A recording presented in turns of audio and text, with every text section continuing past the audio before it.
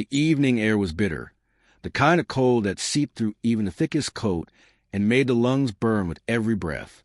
David adjusted his scarf as he stepped out his office building, his polished shoes crunching lightly against the frost on the pavement.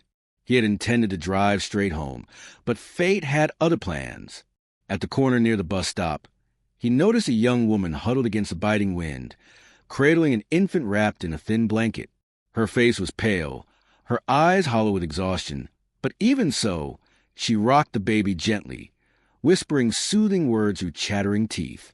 Something about the sight struck David harder than he expected. He could have kept walking. Many others had, but something inside him resisted. "Excuse me, are you all right?" he asked cautiously. The woman looked up, startled. She hesitated, then nodded weakly, though it was clear she wasn't fine at all. The baby stirred, fussing, and she clutched the little bundle tighter. "My car is just over there," David said, motioning toward the sleek black sedan parked by the curb. "Would you like a ride somewhere warm? It's freezing tonight." For a long moment she didn't answer. Then, after weighing the risk against her daughter's shivers, she gave a small, hesitant nod. Within minutes, David had helped her into the passenger seat while carefully settling the baby, Emma, into the back. He slipped off his tailored suit jacket and tucked it over the child like an extra blanket. The contrast between the warmth of his luxury car and the desperate circumstances of this young mother wasn't lost on him. He drove slowly, giving her space to breathe. During the ride, conversation unfolded in fragments. Her name was Sarah. She had once been a registered nurse, specializing in pediatric care, but the small clinic where she worked had closed unexpectedly. Without a steady paycheck, she'd quickly fallen behind on rent. For a short time, she'd stayed with a friend, but that arrangement had ended abruptly when the friend's boyfriend decided he didn't want a crying baby in their apartment. "I have some interviews lined up," Sarah explained, gently rocking Emma to calm her fussing. "But it's hard to look professional when you don't have a permanent address or childcare or even proper clothes some days." Her voice carried both quiet strength and weariness. She wasn't asking for pity. She was just telling the truth. David found himself moved. She hadn't given up, despite everything. "What kind of nursing did you do?" he asked, genuinely curious. "Pediatrics," she said softly. "I love working with children and their families, helping them through difficult medical situations. It makes me feel like I'm making a difference." David nodded thoughtfully. That passion in her voice was unmistakable, and it stirred something in him. A reminder of a time when his own career had been about more than profit margins and board meetings. When they finally arrived at the shelter Sarah had been hoping for, David's heart sank. A long line of families stretched down the snowy sidewalk, children bundled in worn coats, parents looking defeated. A staff member announced that the shelter was at capacity and could only accept a few more. Sarah's face fell instantly. The possibility of being turned away with Emma hit her like a physical blow. David glanced at her pale face, then at the infant stirring restlessly in the cold. The decision formed in him almost instinctively. "Sarah," he said carefully, "would you consider staying at my place tonight? I have a guest room. It's warm, it's safe, and it's just for one night until you figure things out." Her head snapped toward him, surprise etched across her features. "That's very generous, but I couldn't impose on someone I just met." "It's not an imposition," David said firmly. "I live alone, in a house that's far too big for one person.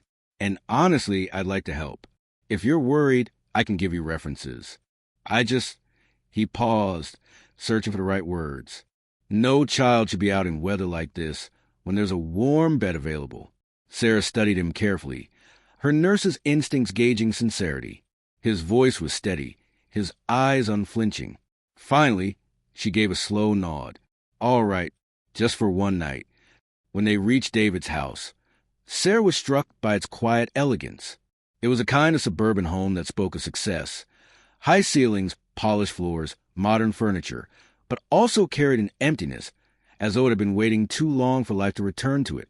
He showed her the guest room, neatly kept but impersonal, and provided towels and toiletries.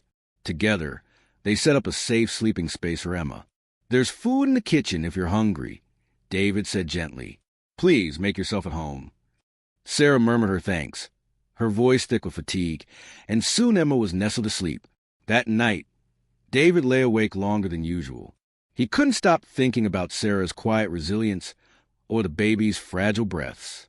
He hadn't realized how lonely his home had been until he heard the faint creak of footsteps in the hallway that weren't his own. What had started as a single act of compassion was already beginning to shift something inside him.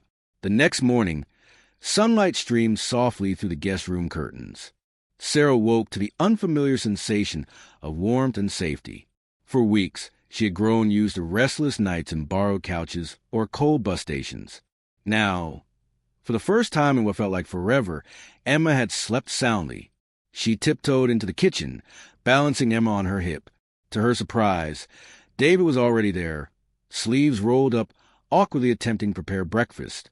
He looked nothing like the polished executive she'd met the night before. He was fumbling with a frying pan, clearly out of practice. "You don't have to do that," Sarah said with a small smile. "I know," David admitted sheepishly, "but I figured I'd give it a try. It's been a while since I cooked for anyone else." The simple meal, eggs, toast, and coffee, tasted better than any restaurant feast, not because of flavor, but because of the sense of normalcy it carried. For Sarah, it was a glimpse of what life would feel like again. For David, it was the first time in years he'd shared a meal with more than just his own thoughts. One night turned into 2, then 3. Sarah had interviews lined up across the city, and David insisted on driving her, so she didn't have to wrestle with buses in the snow while juggling Emma. He respected her independence, never once treating her as though she owed him something. Still, he found himself eagerly looking forward to their shared dinners in the evenings, when Emma cooed in her little blanket nest beside the table. His house, once silent and cold, began to feel alive. Emma's laughter echoed down the halls, filling corners that had long been empty. Sarah's presence softened the sharp lines of his lonely routines. For the first time in years, David came home to someone who was glad to see him. One evening, after a particularly long day of interviews, Sarah arrived home glowing. "David," she said, setting Emma down carefully, "I got the job at Children's Hospital. I start Monday." His smile was genuine and wide. "That's wonderful. Congratulations." "There's more," she added, a little nervous. "I found an apartment I can afford, but it won't be available for 2 more weeks. I hope it's not too much trouble to stay here a little longer." David hesitated, not because he minded, but because the thought of her leaving twisted something deep in his chest. He had been dreading this moment. "Sarah," he said softly, "what if I told you that having you and Emma here has been the best part of my life in years?" She blinked, caught off guard. "What do you mean?" "I mean," he continued, voice steady but vulnerable, "that I've spent so long chasing success, thinking it would fill the emptiness. But it didn't. Coming home to you too, helping with Emma, listening to your stories, it reminded me what actually matters." Sarah's eyes softened as she studied his face. Beneath the polished exterior of the successful CEO, she saw a loneliness, honesty, and a longing for connection he could no longer hide. "David, are you saying you don't want us to move out?" she asked carefully. He nodded. "I'm saying that, if you're comfortable, I'd like you to consider staying. Not as charity, not as guests, but as family." The words hung in the air, heavier than snow, but warmer than the fire in the hearth. Sarah's lips parted in surprise. She had expected generosity. Not this. She looked at Emma, then back at David, and for the first time in a long while, she felt hope take root where fear had lived for too long. 6 months later, the house was transformed. Where there had once been sterile silence, there was now life. Toys scattered across the living room, laughter echoing through the halls, the faint hum of lullabies drifting from Emma's room. On a quiet evening, David sat on the couch watching Sarah feed Emma. Their conversations, once polite and careful, now flowed with ease. They spoke of future plans, Emma's milestones, and even, hesitantly at first, wedding details for the following spring. It still amazed David how much could change from one single moment of compassion. What had started as a chance encounter at a bus stop had blossomed into the deepest relationship of his life. "Sarah," he said quietly as Emma gurgled happily in her mother's arms, Do you ever think about that night at the shelter? Every day, she replied softly. I think about how close we came to spending the night on the street, and how one person's choice to help changed everything for us. David swallowed hard. The truth was, it had changed everything for him too.